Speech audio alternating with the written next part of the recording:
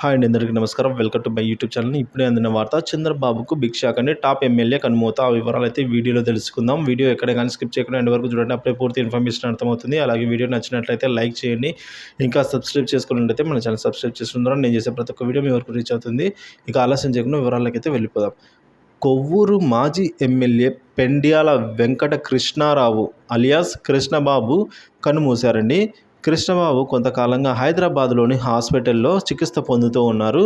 So ఈ క్రమంలోనైనా అయితే మరణించడం జరిగింది. సో ఆయన పార్థివ దేహాన్ని స్వగ్రహానికి తీసుకుని వచ్చారు.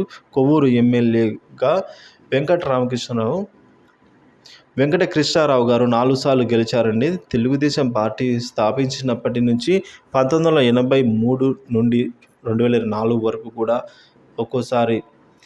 ఒక్కసారి మినహా కృష్ణబాబు 4 సార్లు ఎమ్మెల్యేగా పనిచేశారు.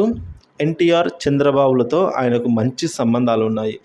పెండ్యాల కృష్ణారావు గారికైతే ఆయన మరణం వార్త విని పలువురు సైతం సంతాపం వ్యక్తం చేశారు.